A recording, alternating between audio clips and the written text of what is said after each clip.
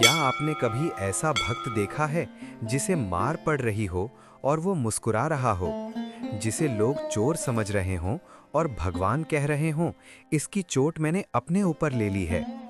आज मैं आपको सुनाने जा रहा हूं ऐसे ही एक अद्भुत भक्त की कथा, भक्त माधव दास जी की। ये कथा है वैराग्य की, सहनशीलता की और उस प्रेम की जिसके लिए भगवान स्वयं सेवक बन जाते हैं। कथा का आरंभ। माधवदास जी कान्यकुब्ज ब्राह्मण थे, गृहस्थ थे, धन संपत्ति थी, विद्या थी, मान सम्मान था, पर सबसे बड़ी बात, उनका हृदय भगवान से भरा हुआ था। वे न केवल विद्वान थे, बल्कि सच्चे अर्थों में धार्मिक और भक्त भी थे। लेकिन जीवन कभी-कभी मनुष्य को एक ऐसे मोड़ पर ला खड़ा करता है, जहां सब कुछ होते हुए भी सब कुछ छूट जाता है। जब माधवदास जी की धर्मपत्नी इस संसार से विदा हो गई, तो उनका हृदय अचानक संसार से उचट गया। उन्होंने अनुभव किया, ये संसार स्थायी नहीं, यहाँ सब कुछ छाया की तरह है। वैराग्य और तपस्या। एक दिन माधवदास जी ने घर-बार, धन दौलत सब कुछ छोड़ दिया और चल पड़े जगन्नाथपुरी की ओर। पुरी पहुंचकर वे समुद्र के तट पर एकांत स्थान में रहने लगे। दिन रात भगवान जगन्नाथ के ध्यान में ऐसे लीन हुए कि उन्हें भूख प्यास की सुध ही नहीं रही। दिन बीतते गए, कई दिन बिना अन्न जल के निकल गए और उधर भगवान जगन्नाथ से ये देखा न गया। भगवान की लीला, स्वर्ण थाल। भगवान ने तुरंत सुभद्रा जी को आज्ञा दी, मेरे भक्त माधव के लिए उत्तम से उत्तम भोग स्वर्ण थाल में रखकर ले जाओ।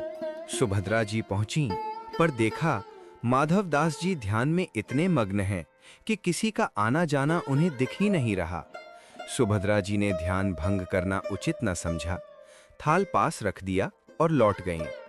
जब ध्यान टूटा, माधवदास जी ने स्वर्ण थाल देखा, आंखों से आंसू बह निकले।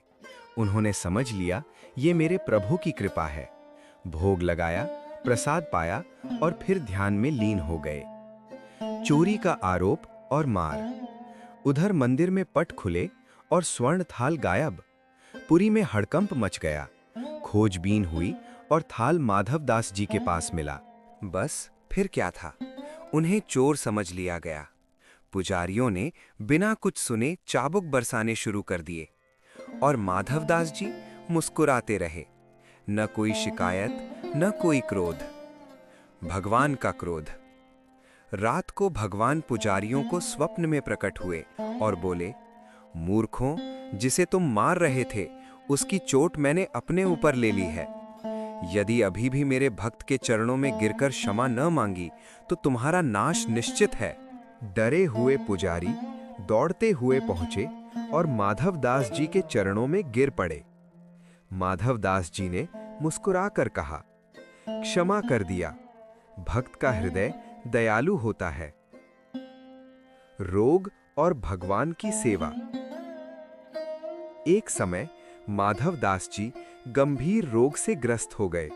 समुद्र तट पर अकेले पड़े थे, उठना बैठना भी असंभव। तभी एक साधारण सेवक के रूप में भगवान स्वयं आए। सेवा करने लगे, जल पिलाया, शरीर दबाया। होश आने पर माधवदास जी समझ गए, ये प्रभु हैं। वे रोते हुए भगवान के चरण पकड़ बोले, नाथ, मेरे जैसे अधम के लिए आपने इतना कष्ट क्यों उठाया? भगवान बोले, माधव, मुझसे भक्तों का दुख सहा नहीं जाता।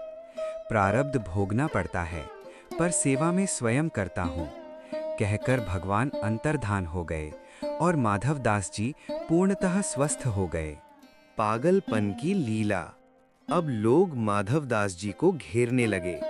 उन्होंने सोचा, भक्त को प्रसिद्धि बंधन में बांध देती है, और वे पागल बन गए। हरि ध्वनि करते इधर उधर घूमने लगे। एक स्त्री ने क्रोध में चूल्हे का पोतना उनके मुंह पर दे मारा। माधवदास जी उसे उठाकर ले गए, धोया, दीपक बनाया और उसी दीपक से उस स्त्री के हृदय में ज्ञान का प्रकाश फैल गया। वो स्त्री महान भक्त बन गई। शास्त्रार्थ और भगवान का रूप। एक घमंडी पंडित शास्त्रार्थ के लिए आया। माधवदास जी ने हार मान ली, पर भगवान ने नहीं। भगवान स्वयं माधवदास जी का रूप बनाकर पंडित को पराजित कर दिया। और जब माधवदास जी ने पंडित के लिए क्षमा मांगी, भगवान ने तुरंत लीला समाप्त कर दी। श्याम सुंदर का साक्षात दर्शन। एक बार एक स्त्री ने माधवदास जी को प्रेम से भोजन कराया। उनके साथ श्याम सुंदर स्वयं बैठे थे। स्त्री रो पड़ी, किस निर्दयी मां ने इतने सुंदर बालक को आपके साथ भेज दिया? माधवदास जी ने देखा और सुध-बुध खो बैठे। वे उस स्त्री की परिक्रमा करने लगे, क्योंकि उसने भगवान को देखा था।